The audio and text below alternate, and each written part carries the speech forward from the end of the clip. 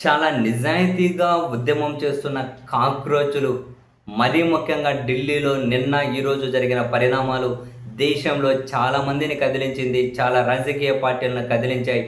నిన్న వాళ్ళ మీద పడ్డ ప్రతి లాఠీ దెబ్బ దేశ పౌరుల్లో ఒక కసిని వాళ్ళ ఉద్యమానికి మద్దతు పలకాలి అనే ఆకాంక్ష కూడా చాలామందిలో బలపడింది. ఈ క్రమంలో ఆ విద్యార్థుల మీద లాఠీ చార్జీలను వ్యతిరేకించుకుంటూ, తీవ్రంగా నిరసించుకుంటూ కాంగ్రెస్ అగ్రనేత రాహుల్ గాంధీ గారు, ప్రియాంక గాంధీ గారు, మల్లికార్జున ఖార్గే గారు, కాంగ్రెస్ ముఖ్యులందరూ నేరుగా ప్రధాని నరేంద్ర మోదీ గారి ఇంటి ముందుకే దూసుకెళ్లారు. అక్కడ శాంతియుతంగా నిరసన చేపట్టారు. అండ్ దేశవ్యాప్తంగా కాంగ్రెస్ పార్టీ అన్ని రాష్ట్రాల్లోనూ అండ్ మిగిలిన పార్టీలు కూడా, ఇప్పుడు ఆంధ్రప్రదేశ్లో వైఎస్ఆర్ కాంగ్రెస్ పార్టీ ట్వీట్ చేసింది కాక్రోచులకు మద్దతుగా. వాళ్ళ మీద జరిగిన లాఠీ చార్జీని కూడా వైసీపీ ఖండించింది. అండ్ అటు తృణమూల్ కాంగ్రెస్ అయితే ఉంది. ఇక్కడ ఇంట్రెస్టింగ్ ఏంటి అంటే, బీజేపీలోని కొందరు వ్యక్తులు కూడా ఆఫ్ ది రికార్డ్ కాక్రోచుల డిమాండ్ సరైనదేనని, కాక్రోచుల మీద ఈ విధమైనటువంటి బలప్రయోగం జరిగిన, కాక్రోచులను నిర్లక్ష్యం చేసిన, వాళ్ళని సరిగ్గా డీల్ చేయకపోయినా కూడా మా పార్టీ మూల్యం చెల్లించుకోక తప్పదు అని చెప్పి బీజేపీ కూడా ఆఫ్ ది రికార్డ్ ఆ నేతలు కూడా మాట్లాడుతూ ఉన్నారు. And at the same time Congress party అన్ని రాష్ట్రాల్లోనూ నిరసనలు చేపట్టింది వీళ్ళ మీద జరిగినటువంటి లాఠీ చార్జీని వ్యతిరేకించుకుంటూ.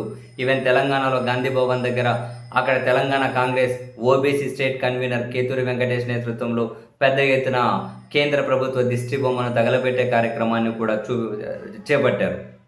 అండ్ ఆ కాక్రోచులకు మద్దతుగా విద్యావేత్తలు, సామాజికవేత్తలు అండ్ కార్గిల్ యుద్ధ వీరుడు రాజేష్ అనే ఒక ఆయన అయితే గత నెలలో ఆత్మహత్య చేసుకున్న వాళ్ళ కూతురు ఫోటోను పట్టుకొని ఆయన మాట్లాడుతున్నటువంటి మాటలు నిజంగానే చాలా పెయిన్ఫుల్గా అనిపించాయి.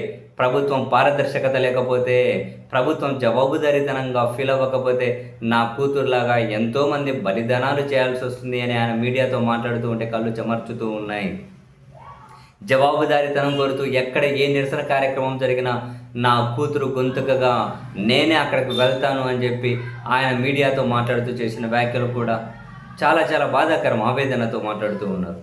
ఏది ఏమైనా కాక్రోచుల ఉద్యమం దేశంలో అయితే ఖచ్చితంగా ఒక చలనాన్ని తీసుకొని వచ్చింది. ఈ దేశ ప్రజాస్వామ్యం మీద డెఫినెట్లీ చాలా పెద్ద ఆశలు కలుగుతూ ఉన్నాయి.